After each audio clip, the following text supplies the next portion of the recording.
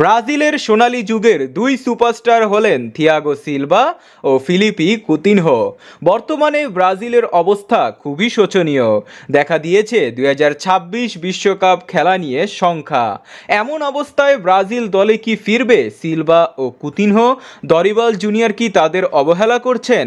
কেন জাতীয় দলে ডাকা হচ্ছে না? চলুন দেখে নেওয়া যাক। Philippe Coutinho.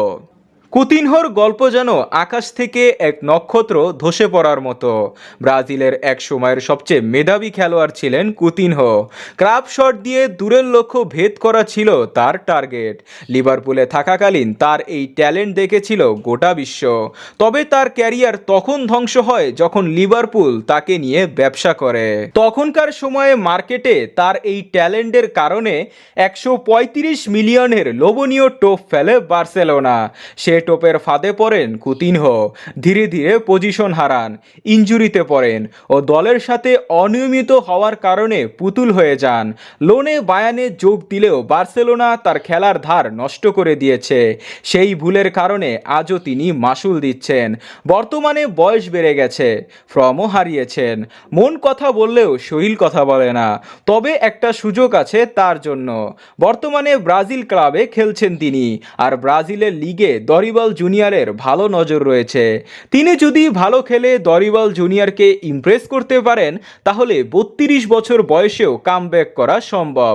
তাহলেই দরিবাল তাকে নিয়ে পজিটিভ চিন্তা করবে এবং তার সম্ভাবনা রয়েছে 2026 বিশ্বকাপ খেলারও। Thiago Silva. 2022 কাতার বিশ্বকাপে শেষবারের মতো জাতীয় দলে দেখা গিয়েছিল থিয়াগো সিলভাকে। নিঃসন্দেহে ব্রাজিলে সর্বকালের সেরা ডিফেন্ডার থিয়াগো সিলভা। বয়সটা 39, কিন্তু এ বয়সে এসেও ক্লাব লেভেলে তিনি সেরা টপ ক্লাস পারফর্মার।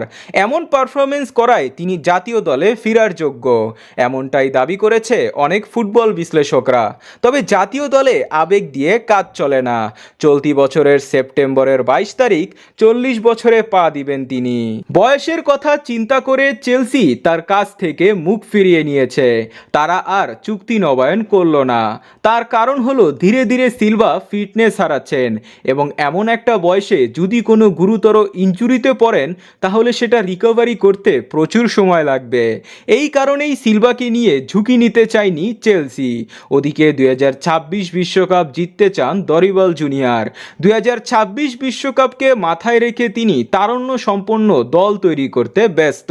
সমস্ত ব্যর্থতাকে ভুলে গিয়ে তিনি একটা ব্যালেন্স টিম বানাতে চান। 2026 সালে সিলভার বয়সটা দাঁড়াবে 42। দরিবাল জুনিয়র কোনোভাবেই একজন 42 বছর বয়সী ডিফেন্ডারকে নিয়ে ঝুঁকি নিতে চাইবেন না। তো বুঝাই গেল সিলভার বয়সের কারণে দরিবারের প্ল্যানে নেই, কিংবা ফিউচার প্ল্যানেও থাকবেন না। যদিও স্কোয়াডে ডাকা হয়, তাহলে সম্মানী বিদায়ের জন্য ডাকা হবে।